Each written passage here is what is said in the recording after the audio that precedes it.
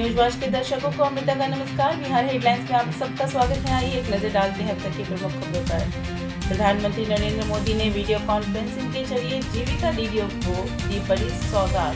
जीविका निधि शाखा सहकारी संघ लिमिटेड का हुआ शुभारंभ। दिवंगत मां को गाली देने के मामले में बोले नरेंद्र मोदी, मां के अपमान पर राजद कांग्रेस को मैं भले ही माफ कर दूं, लेकिन बिहार की जनता माफ नहीं करेगी। पीएम को भावुक होता देख रोने लगे बिहार बीजेपी अध्यक्ष दिलीप जायसवाल, आंसू पोंछते दिखे, वीडियो वायरल। राहुल गांधी और तेजस्वी पर पीएम मोदी का तंज, बिहार चुनाव से पहले कामदार बनाम नामदार की वापसी। कहा गया स्वदेशी मॉडल। पीएम मोदी के चीन दौरे पर चंद्रशेखर आजाद ने साधा निशाना, एक के बाद एक पूछे कई तीखे सवाल।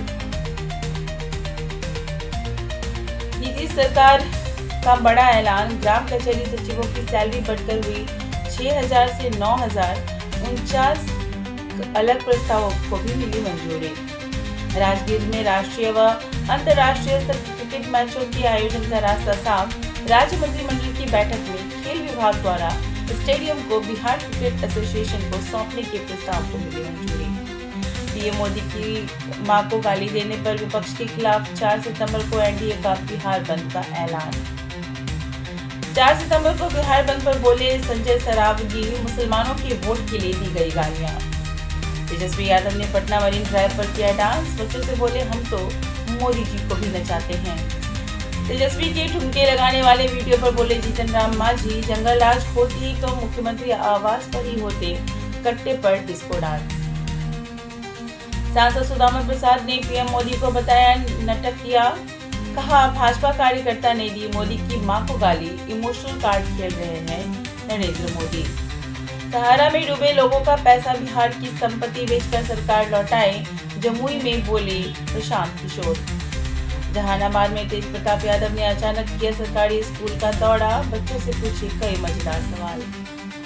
दोनों गठबंधन के नेता एक दूसरे को गाली देंगे, पीएम मोदी को अपशब्द कहने पर प्रशांत किशोर का बड़ा बयान।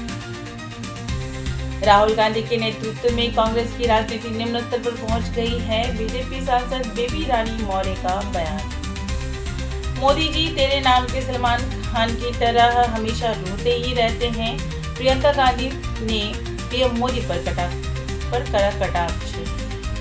अमित शाह के साथ बिहार बीजेपी नेताओं की मीटिंग कल, चुनाव की तैयारियों, रिपोर्ट कार्ड पर भी होगी चर्चा।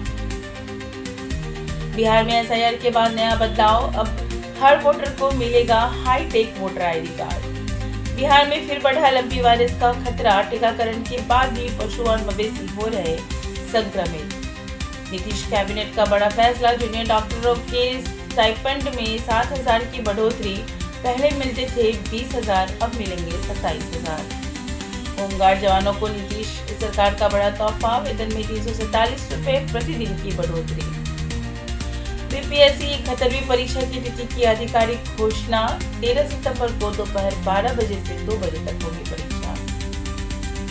बिहार में सीएमआर आपूर्ति की तिथि फिर बढ़ी, अब 14 सितंबर तक जमा किया जा सकेगा सीएमआर। मुजफ्फरपुर के सकरा में 4 साल की मासूम की निर्मम हत्या, बांसवाड़ी से मिला बच्ची का शव, गांव में सनसनी।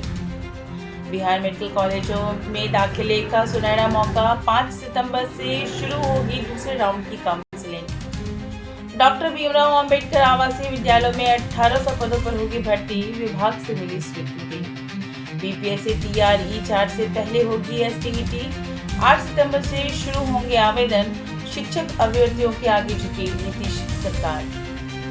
एसीएस सिद्धार्थ के स्थानांतरण के तुरंत बाद शिक्षा विभाग की व्यवस्था में बड़ा बदलाव, वेतन की बड़ी समस्या हुई दूर, शिक्षकों ने संदेश भेजकर एक दूसरे को दी बधाई।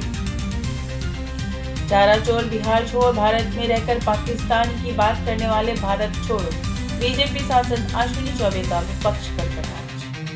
बेगूसराय में भीषण सड़क हादसा, परीक्षा देने जा रहे 20 वर्षीय युवक को ट्रक ने रौंदा, मौके पर की मौत। बिहार के 3 ऑटोमेटेड वाहन जांच केंद्रों पर बड़ा एक्शन, बंद की गई सभी बुकिंग, बिना जांचे सर्टिफिकेट जारी करने की शिकायत पर सड़क परिवहन मंत्रालय ने बंद करने का दिया आदेश। गोपालगंज में उत्पाद विभाग की टीम को मिली कामयाबी, पिकअप पर लोड विदेशी शराब की बड़ी खेप किया बरामद। मधुबनी में रंगदारी नहीं देने पर 65 वर्षीय बुजुर्ग को अपराधियों ने मारी गोली, बहू को भी किया लहूलुहान। युवा नेता राजू दानवीर ने हिंसाजनक हादसे में मृतकों के परिजनों को दी 10-10 हजार की आर्थिक मदद। भविष्य नोट से नहीं वोट से बनता है। बिहार चुनाव को लेकर एक्टर मनोज वाजपेयी की जनता से अपील, कहा जाति धर्म की राजनीति से बचे। बिहार हेडलाइन से फिलहाल इतना ही। कल फिर मिलूंगी नई खबरों के साथ। बने रहिए न्यूज़ वाज के साथ। तब तक के लिए नमस्कार।